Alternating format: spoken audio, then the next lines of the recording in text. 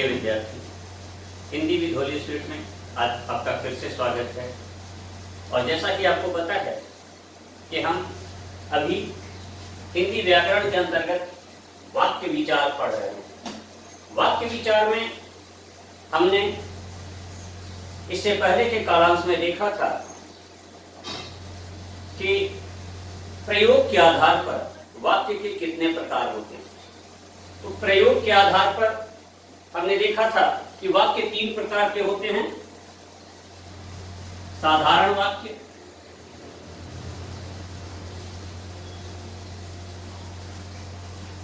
संयुक्त वाक्य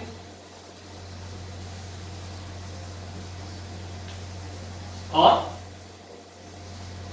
मिश्र वाक्य।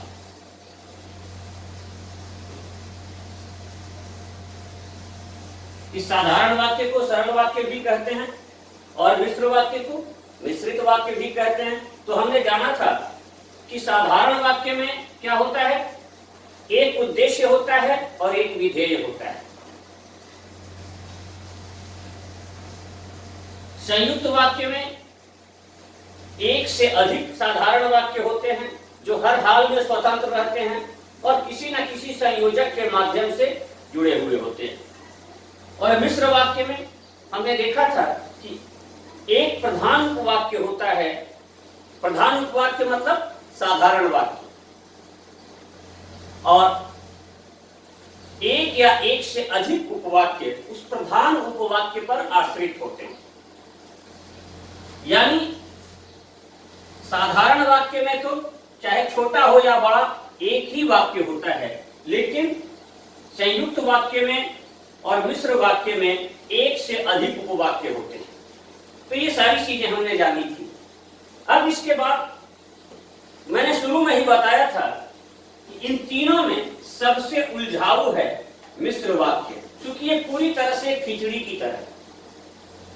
तो इसे कई बार इसकी बारीकियों के अंतर्गत जाने में, इसकी बारीकियों को समझने में अच्छे अच्छे पढ़े लिखों का दिमाग खराब हो जाता है।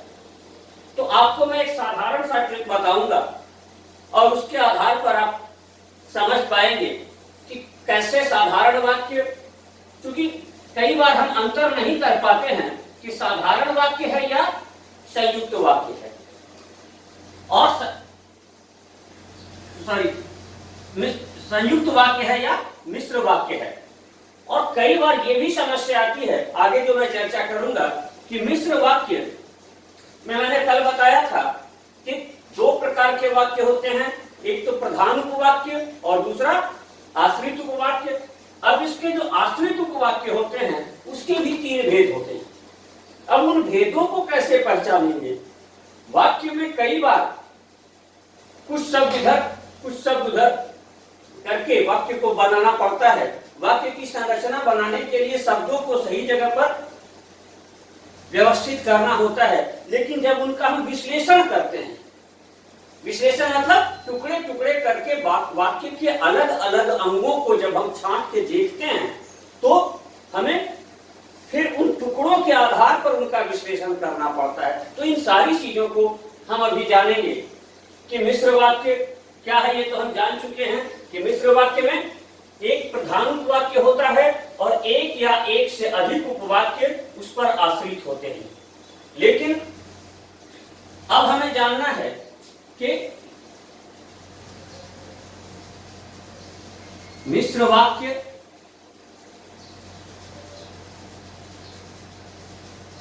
के अंतर्गत मैंने बताया था कि प्रधान उपवाक्य क्या है, कि जिस उपवाक्य पर संपूर्ण मिश्र वाक्य आधारित हो उसको हम क्या बोलते हैं, प्रधान उपवाक्य। और दूसरा क्या था, आश्रित उपवाक्य।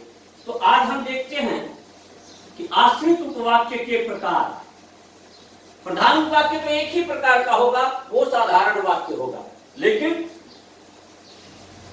आश्रित उपवाक्य के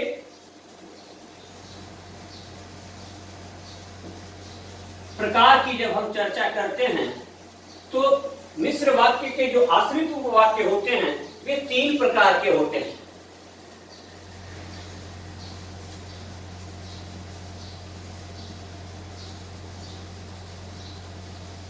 पहला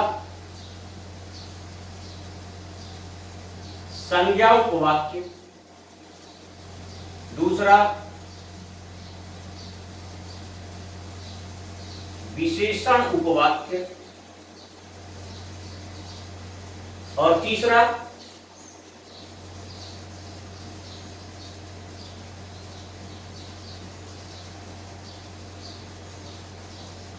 क्रिया विशेषण उपवाक्य। तीसरा हो जाएगा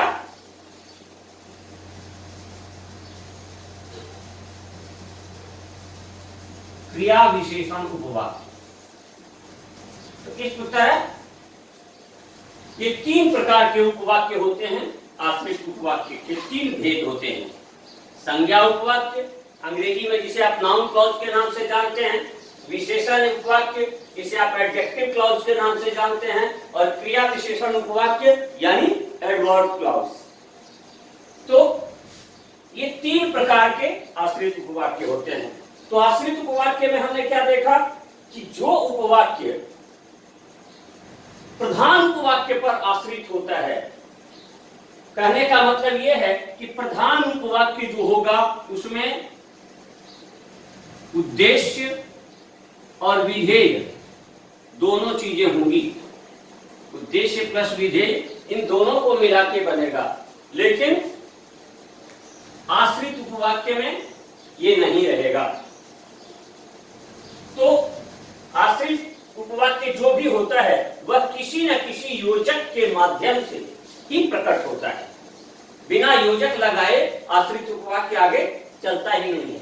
जैसे हमने देखा था कि गांधी जी ने कहा कि अहिंसा सबसे अच्छी नीति है।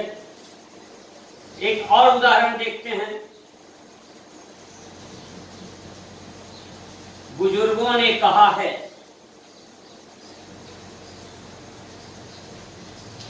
कि सदा सच बोलो। अब बुजुर्गों ने कहा है तो ये अपने आप में एक पूर्ण वाक्य है। बुजुर्गों ने कहा है तो बुजुर्गों ने, बुजुर्ग क्या हो गए? उद्देश्य। और कहा है उद्देश्य के द्वारा किया गया विधान, तो ये हो गया विधेय। लेकिन यहां पर कोई उद्देश्य नहीं है, तो ये अपने आप में पूर्ण वाक्य नहीं है। और इसकी शुरुआत कहां से हो रही है? इसकी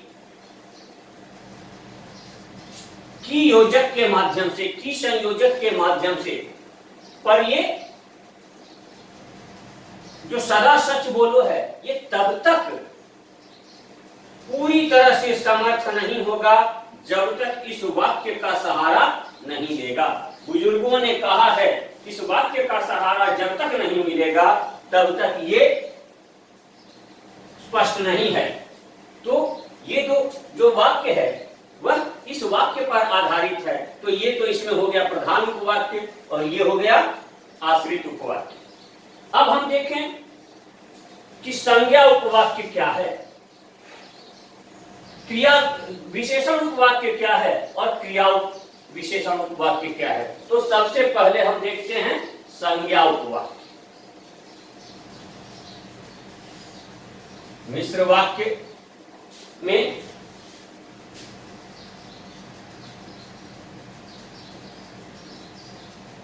आश्रित उपवाक्यों के प्रकार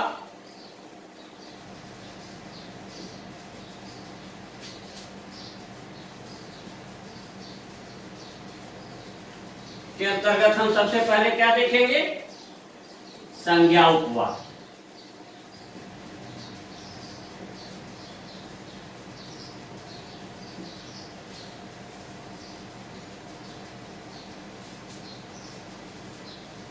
मतलब किसी मिश्र वाक्य में कोई ऐसा आश्रित उपवाक्य जो प्रधान उपवाक्य की संज्ञा की स्थिति स्पष्ट करे।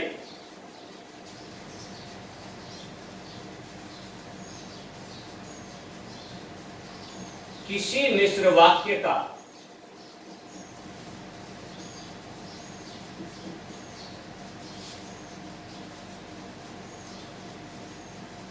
वह आश्रित उपवाक्य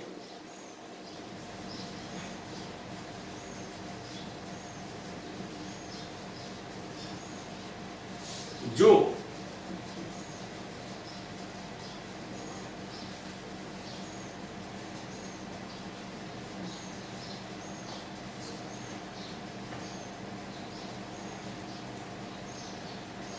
प्रधान उपवाक्य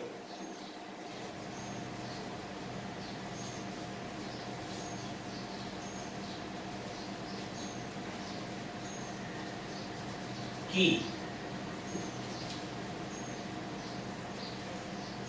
संज्ञा की स्थिति स्पष्ट करे,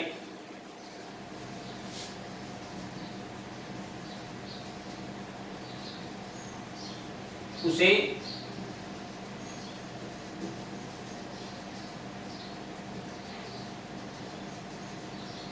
संज्ञा उपवाक्य कहते हैं।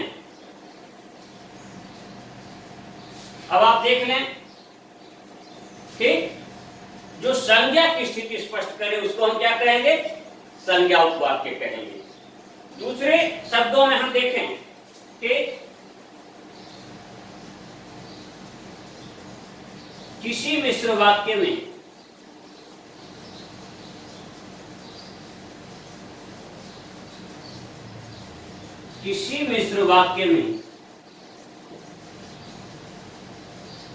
संज्ञा की स्थिति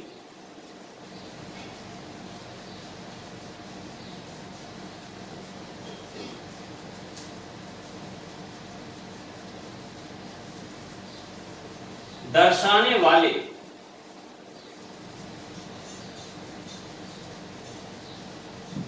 आश्रित उपवाक्य को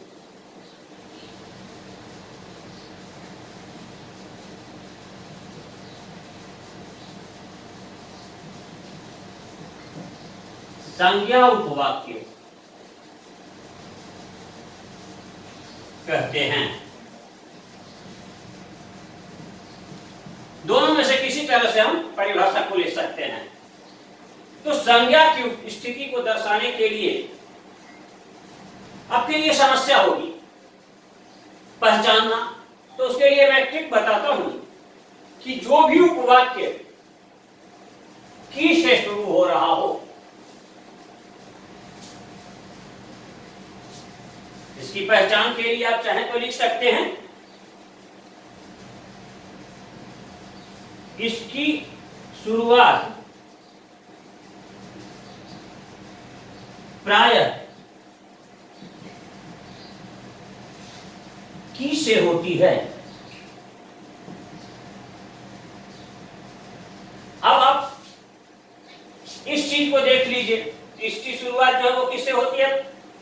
अक्सर की से होती है। की के अलावा कोई दूसरा शब्द अगर आ रहा है तो वो संज्ञा उपवाक्य नहीं है। लेकिन आप फिर कहेंगे कि सर आपने प्रायः क्यों कहा? कुछ एक्सेप्शनल केस भी इसका मतलब है, कुछ विशेष परिस्थितियां भी हैं। तो खैर मैं आपको कुछ उदाहरण देकर समझा देता हूं। पहले आपने देख लिया अच्छी तरह से, पूरी तरह से इसको समझ लीजिए कि किसी मिश्र वाक्य का वह आश्रित उपवाक्य जो प्रधान उपवाक्य की संज्ञा की स्थिति स्पष्ट करे उसे संज्ञा उपवाक्य कहते हैं। या किसी मिश्र वाक्य में संज्ञा की स्थिति दर्शाने वाले आश्रित उपवाक्य को संज्ञा उपवाक्य कहते हैं। और इसकी शुरुआत किससे होती है? की से। अब समस्या यह है कि कौन सा की दो तरह का होता है, दोनों तरह का की प्रयोग होता है। अब इन दोनों की का अर्थ अलग। ये जो है ये कथनात्मक स्थिति में होता है, जैसे उसने कहा कि, राम ने कहा कि, और ये संबंध कारक में प्रयुक्त होता है। जैसे राम की पुत्री, सीता राम की पत्नी थी, कौशल्या राम की माता थी, यह उसकी पुस्तक है। तो संबंध कारक के साथ ये की लगता है, जबकि कथनात्मक स्थिति में इस की का प्रयोग होता है। तो यहाँ इस छोटी ई वाले की ह्रस्व ई वाले की का प्रयोग जहां भी देखेंगे वहां क्या होगा, संज्ञा उपवाक्य होगा। जैसे अभी मैंने एक उदाहरण दिया था कि बुजुर्गों ने कहा है कि सदा सच बोलो।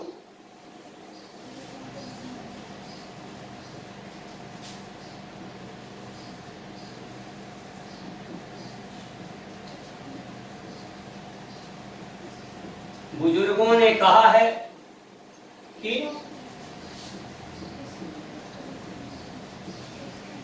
सदा सच बोलो। तो यहां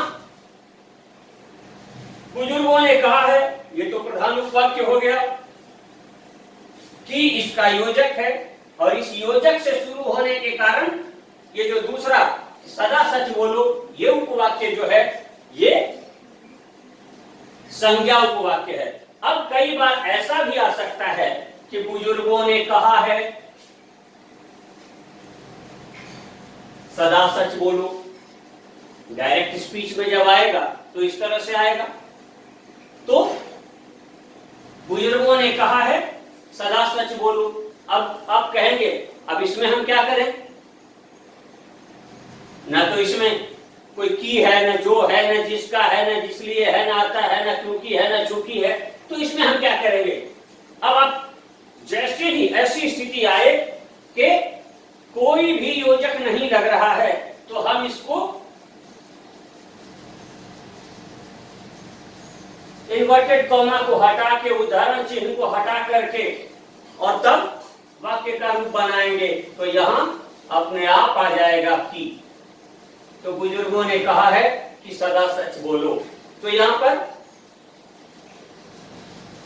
कई बार अक्सर तो की दिखेगा, पर कई बार क्या होगा कि नहीं दिखेगा, पर उस स्थिति में भी क्या होगा, संज्ञा उपवाक्य होगा। समझ गए ये। अब इसके बाद हम देखते हैं दूसरा,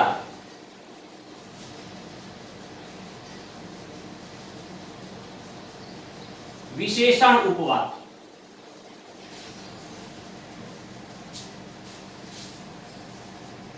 जैसे संज्ञा उपवाक्य का कार्य था कि प्रधान उपवाक्य की संज्ञा की स्थिति स्पष्ट करना, वैसे ही विशेषण उपवाक्य क्या करेगा, प्रधान उपवाक्य की विशेषता बतलाएगा।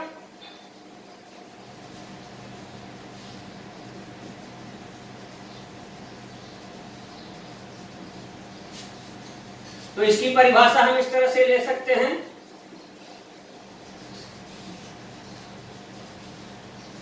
जो आश्रित उपवाक्य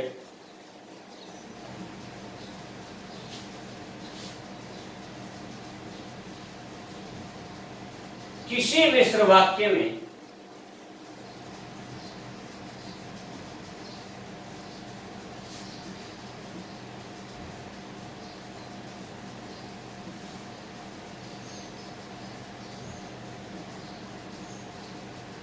प्रधान उपवाक्य के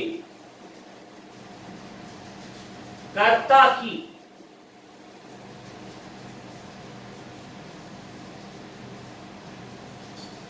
विशेषता बतलाए, कर्ता की विशेष या प्रधान उपवाक्य की विशेषता बतलाए, इसे भी आप काम चला सकते हैं, उसे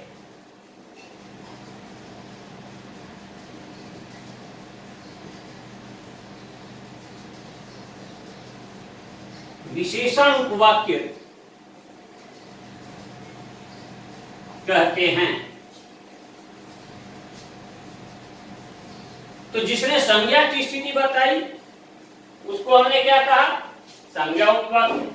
जो विशेषण की स्थिति स्पष्ट करेगा वो क्या कहलाएगा, विशेषण उपवाक्य। तो जो आश्रित उपवाक्य किसी मिश्र वाक्य में प्रधान उपवाक्य के कर्ता की विशेषता बतलाए या किसी मिश्र वाक्य में जो आश्रित उपवाक्य प्रधान उपवाक्य के विशेषण की स्थिति स्पष्ट करे उसे विशेषण उपवाक्य कहते हैं। तो इस रूप में इसकी परिभाषा हम ले सकते हैं। अब जैसे मैंने बताया कि संज्ञा उपवाक्य की शुरुआत टी से होगी। तो इसके लिए भी मैं आपको ट्रिक बता देता हूं, जो जिसका, जिसकी, जिसके, जिसने, जिन्हें,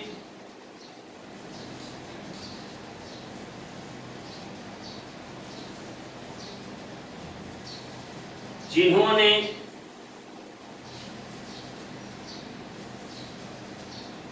जिसे, ये सारे योजक शब्द अगर कहीं आ रहे हैं किसी उपवाक्य से पहले, तो इसका मतलब साफ है कि वो क्या होगा, क्योंकि ये सारे शब्द क्या हैं, विशेषता बतलाने वाले शब्द हैं, है ना। तो ऐसी परिस्थिति में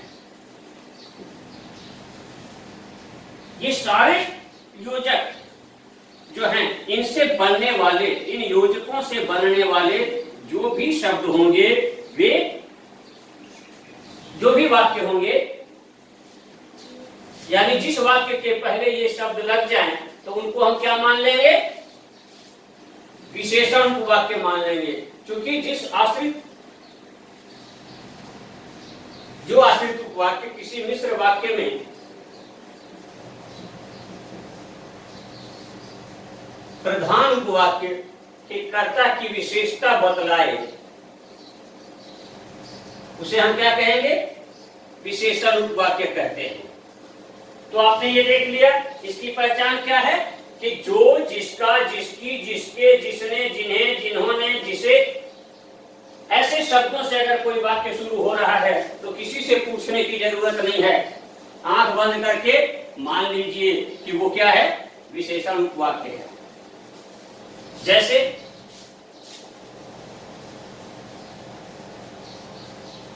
एक उदाहरण देखते हैं,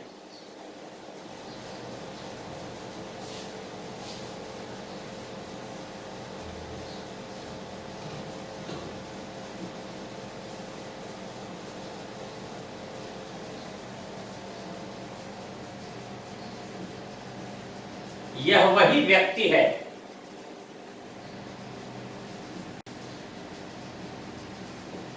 जिसने मेरी सहायता की थी। तो यह वही व्यक्ति है, ये तो क्या हो गया, प्रधान उपवाक्य हो गया। क्योंकि यह, अब यह क्या है, निश्चयवाचक सर्वनाम है। ये राम वही व्यक्ति है, श्याम वही व्यक्ति है, मोहन वही व्यक्ति है, जो भी हो, किसी व्यक्ति के लिए ये निश्चयवाचक सर्वनाम हो गया। तो ये उद्देश्य है और ये विधेय हो गया, होना क्रिया है यहां पर। अब उसकी विशेषता क्या है कि उसने मेरी सहायता की है। तो यहां जिसने योजक लगा हुआ है, तो इस वजह से ये क्या हो जाएगा, ये जिसने लग करके और तब ये आश्रित उपवाक्य पूरा हो रहा है। जिसने योजक के साथ ही आश्रित उपवाक्य पूरा हो रहा है, तो इस आश्रित उपवाक्य से इस व्यक्ति की विशेषता बतलाई जा रही है। तो इसलिए यहां पर ये क्या होगा, विशेषण उपवाक्य हो जाएगा।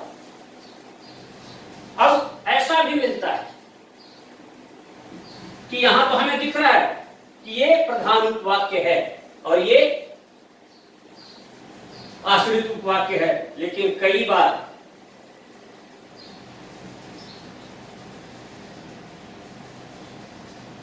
ऐसा भी होगा कि हमें स्पष्ट नहीं होगा कि कौन प्रधान उपवाक्य होगा और कौन आश्रित उपवाक्य होगा। जैसे जो पढ़ेगा वह पास होगा, तो इसमें स्पष्ट नहीं हो पा रहा है।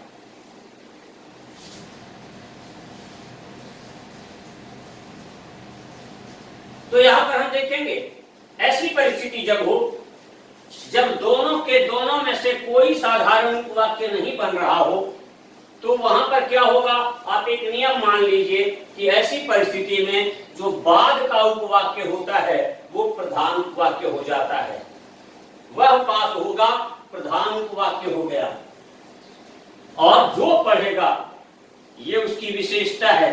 तो ये क्या हो गया? विशेषण उपवाक्य। ये आश्रित उपवाक्य का कौन सा रूप हो गया? विशेषण उपवाक्य।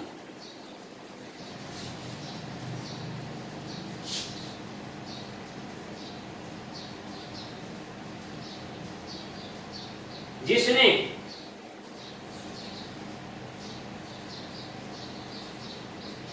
ईश्वर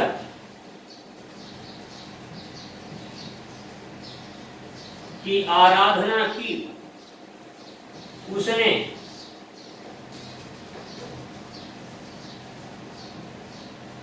उसकी कृपा प्राप्त की। अब यहां भी जिसने, उसने, ये विशेषण के योजक के रूप में है, ये क्रिया विशेषण का योजक है। तो उसने उसकी कृपा प्राप्त की, ये हो जाएगा प्रधान वाक्य। और जिसने ईश्वर की आराधना की, उसने उसकी कृपा प्राप्त की। किसने कृपा प्राप्त की? जिसने ईश्वर की आराधना की। तो ये हो जाएगा प्रधान। बाद वाला उपवाक्य जो है वो हो जाएगा प्रधान उपवाक्य और पहले वाला आश्रित उपवाक्य हो जाएगा। यहां ये जरूरी नहीं है कि पहले वाला उपवाक्य ही आश्रित प्रधान उपवाक्य होगा और बाद वाला आश्रित होगा। नहीं, अगर स्पष्ट नहीं है कि प्रधान उपवाक्य कौन हो रहा है, प्रधान उपवाक्य एक साधारण वाक्य के रूप में नहीं आ रहा है, तो ऐसी परिस्थिति में हम क्या मानेंगे?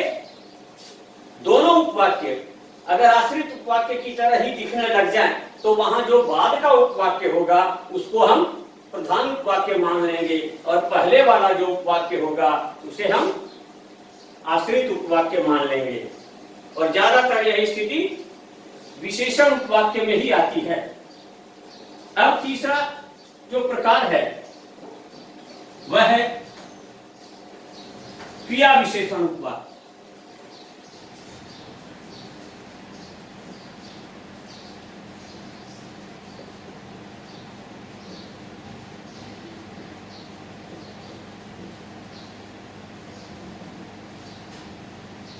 तो क्रिया विशेषण उपवाक्य का क्या हो जाएगा रूप? क्रिया विशेषण क्या है? एक अव्यय रूप है। अव्यय में क्या होता है कि उसका रूप किसी भी परिस्थिति में नहीं बदलता है। लिंग, वचन, काल, कारक की विभक्तियां आदि सारी स्थितियों में उसका रूप एक जैसा होता है। और क्रिया विशेषण क्या होता है? जो क्रिया की विशेषता बतलाए उसे क्रिया विशेषण कहते हैं। लेकिन यहाँ बात हो रही है क्रिया विशेषण उपवाक्य की। तो इसके लिए हम देखेंगे एडवर्ब क्लॉज की बात जब हम कर रहे हैं, क्रिया विशेषण उपवाक्य की बात जब हम कर रहे हैं, तो यहां देखेंगे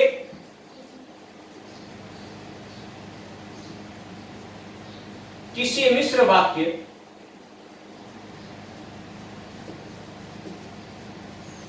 का जो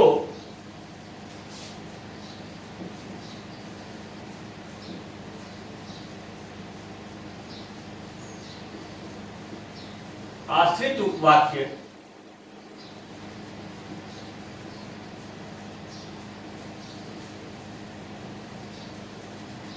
प्रधान उपवाक्य के कर्ता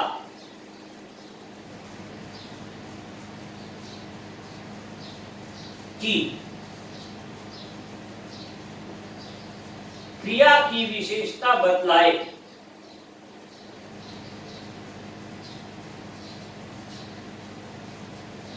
क्रिया की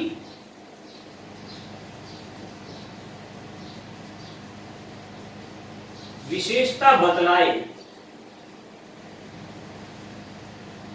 उसे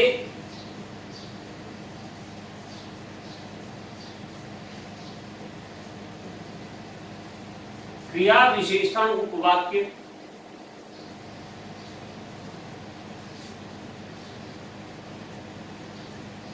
कहते हैं।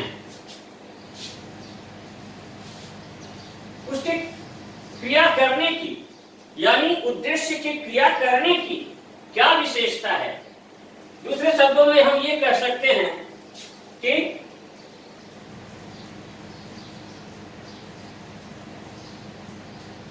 किसी मिश्र वाक्य में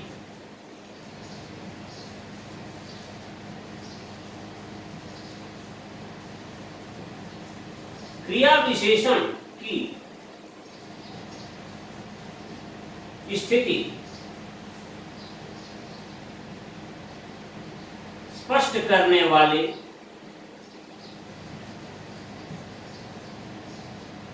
आश्रित उपवाक्य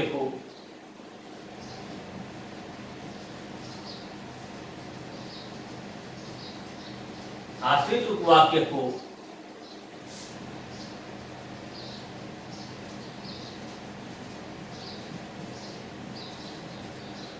क्रिया विशेषण उपवाक्य कहते हैं।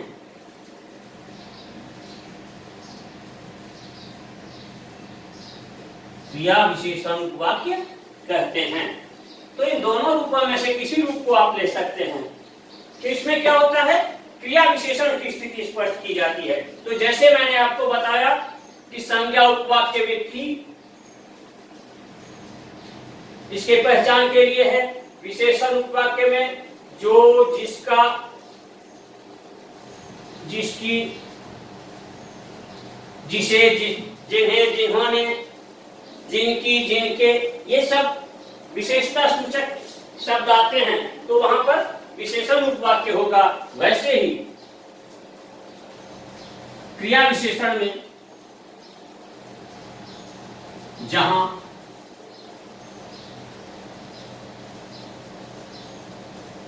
या जहां जहां वहां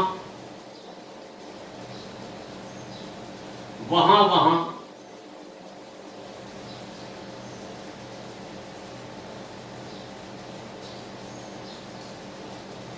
ज्यों ज्यों ज्यों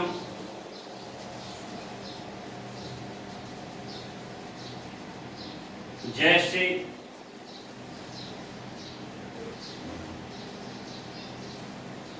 जैसे जैसे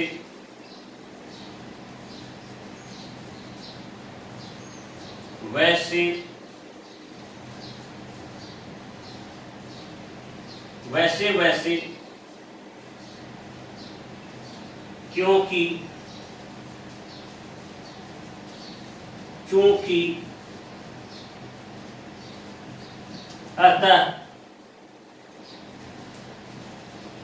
इसलिए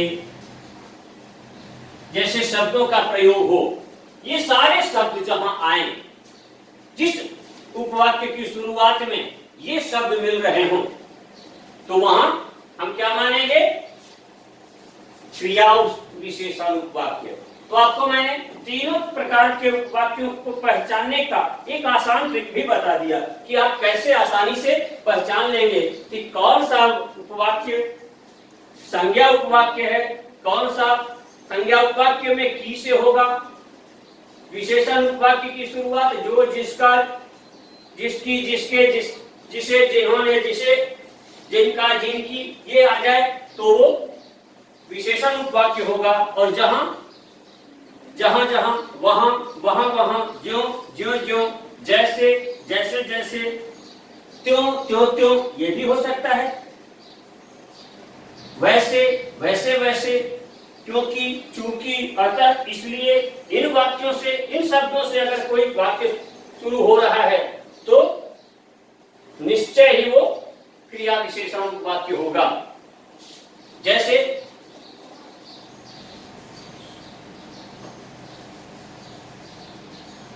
आपने देखा था रामचरितमानस के सुंदर कांड में एक चौपाई है, जस जस सुरसा वदन बढ़ावा तासु दुगुन कपि रूप दिखावा।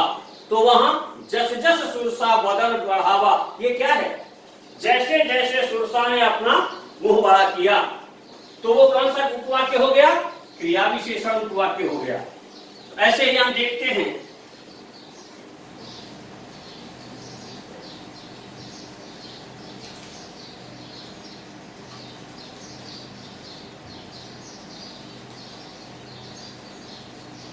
वह बीमार है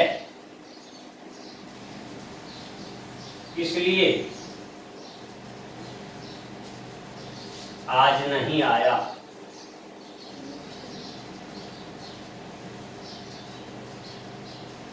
तो वह बीमार है, ये तो हो गया प्रधान वाक्य,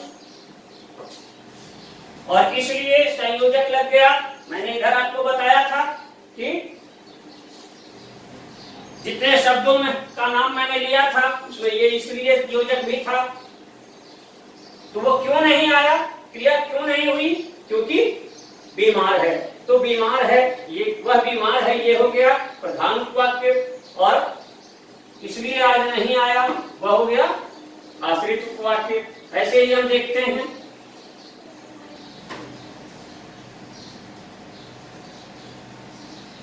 मैं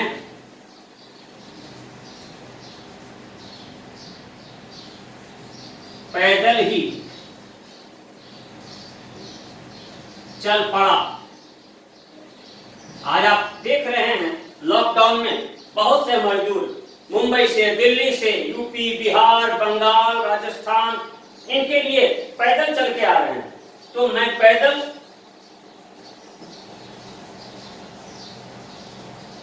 ही चल पड़ा क्योंकि मेरे पास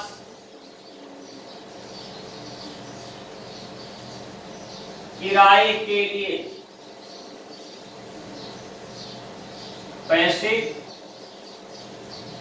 नहीं थे। तो यहां मैं पैदल ही चल पड़ा प्रधान वाक्य हो गया। क्यों पैदल चल पड़ा, क्योंकि किराए के लिए पैसे नहीं थे। तो ये क्या हो गया, क्रिया विशेषण वाक्य हो गया।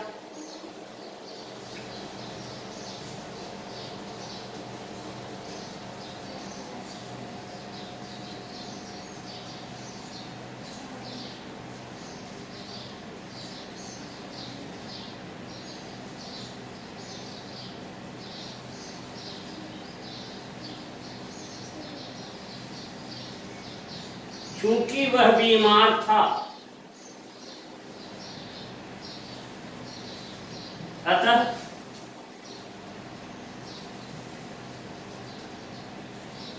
काम पर नहीं जा सका।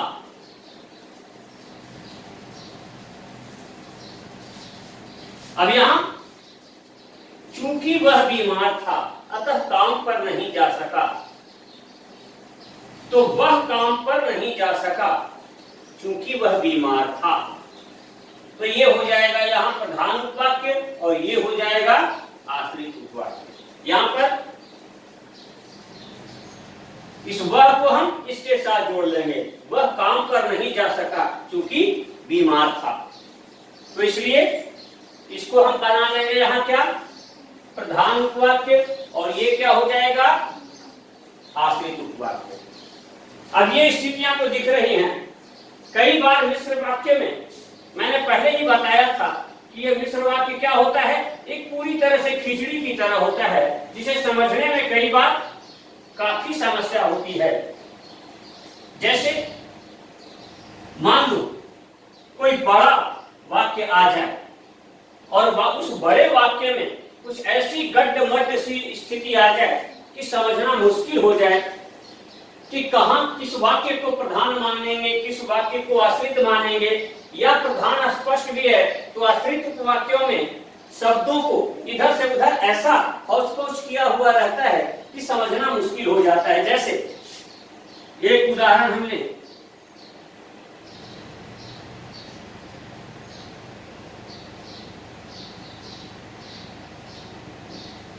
बुजुर्गों ने कहा है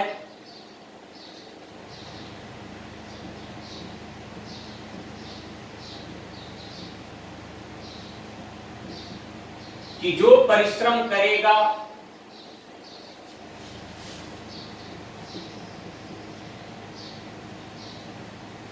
वह सफल होगा,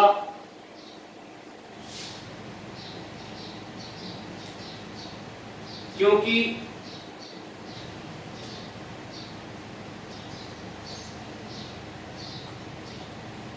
परिश्रम ही सफलता की कुंजी है। अब अगर ऐसी स्थिति आ जाए, चाहे तो हम इसमें और जोड़ सकते हैं, इसलिए हमें निरंतर परिश्रम करते रहना चाहिए। मान लीजिए ऐसा वाक्य आ जाए, तो हम क्या करेंगे? तो यहां ये तो स्पष्ट है कि बुजुर्गों ने कहा है, तो ये क्या हो गया? एक साधारण वाक्य है ये, यानी ये हो गया क्या? प्रधान उपवाक्य। ये वाक्य हो गया प्रधान उपवाक्य। अब यहां कई आश्रित उपवाक्य हैं इसमें। अब मैंने आपको बताया था कि जहां की से शुरू हो तो संज्ञा उपवाक्य है, जो से शुरू हो तो विशेषण उपवाक्य है। अब यहां ऐसी खिचड़ी बन गई कि की और जो एक ही साथ आ गया। अब हम क्या करेंगे? इसको संज्ञा उपवाक्य कहेंगे या विशेषण उपवाक्य कहेंगे? तो मतलब साफ है कि एक ही उपवाक्य संज्ञा उपवाक्य और विशेषण उपवाक्य दोनों नहीं हो सकता। तो ऐसी स्थिति में क्या है कि कोई ना कोई इन दो योजकों में से, चाहे की चाहे जो, इन दो में से कोई एक योजक जो है वह गलत जगह पर लगा हुआ है, उसे हमें सही जगह पर ले जाना होगा। तो जो परिश्रम करेगा, ये तो यहां सही चल रहा है। अब इस की को हम उठा करके यहां ले आएंगे। बुजुर्गों ने कहा है कि वह सफल होगा। अब ये क्या हो जाएगा? संज्ञा उपवाक्य। कि वह सफल होगा, ये हो जाएगा संज्ञा उपवाक्य। जो परिश्रम करेगा, ये क्या हो जाएगा? विशेषण उपवाक्य।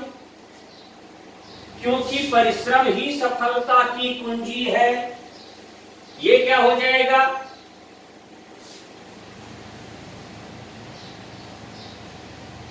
क्रिया विशेषण उपवाक्य।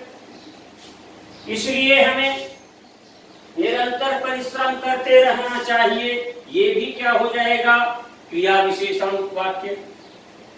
तो यहां पर आप देख रहे हैं कि वाक्य थोड़े हौच-पौच से लग रहे हैं, तो हमें इसको सेट करना पड़ेगा, सही जगह पर व्यवस्थित करना पड़ेगा। तो ऐसे वाक्य अगर आ जाए तो हमें थोड़ा सा विवेक से काम लेना होगा, बगैर घबराए, बगैर उलझन में आए, दिमाग को दुरुस्त रखते हुए और मन को शांत रखते हुए धैर्य पूर्वक ऐसी परिस्थितियों में हमें विचार करना पड़ेगा। तो आपने देखा इस प्रकरण में, आपने देखा कि मिश्र वाक्य में मुख्यतः दो तत्व पाए जाते हैं, प्रधान उपवाक्य और आश्रित उपवाक्य। उन आश्रित उपवाक्यों, प्रधान उपवाक्य का तो एक ही रूप होगा, क्योंकि प्रधान उपवाक्य जो होता है वो एक साधारण वाक्य होता है। अब आश्रित उपवाक्य साधारण वाक्य नहीं होगा। अगर दोनों तरफ के उपवाक्य साधारण उपवाक्य हो गए तब तो वह संयुक्त वाक्य हो जाएगा, क्योंकि संयुक्त वाक्य में जितने उपवाक्य होते हैं, मैंने कल बताया था आपको कि संयुक्त वाक्य में जितने भी उपवाक्य होंगे वो सबके सब साधारण वाक्य होंगे और अपने आप में स्वतंत्र होंगे, किसी पर आश्रित नहीं होंगे। पर यहाँ क्या है? एक उपवाक्य तो साधारण उपवाक्य है, यानी साधारण वाक्य है, और दूसरा तीसरा जो भी उपवाक्य है वो क्या है? उस पर आश्रित है, तो वो आश्रित उपवाक्य है। तो उन आश्रित उपवाक्यों के तीन रूप आपने देखा, संज्ञा उपवाक्य, विशेषण उपवाक्य, क्रिया विशेषण उपवाक्य। उन सबके उदाहरण देखे और जो समस्याजनक परिस्थितियां हैं उन पर भी हमने चर्चा की। तो मैं समझता हूं आपको ये प्रकरण अच्छे से समझ में आ गया होगा। तो एक प्रकार वर्गीकरण का एक आधार वाक्य विचार का और रह गया है, वो है क्रिया के आधार पर वाक्य का वर्गीकरण यानी वाच्य, उसका अध्ययन हम अगले क्लास में करेंगे। तब तक के लिए आपसे विदा चाहता हूं। धन्यवाद।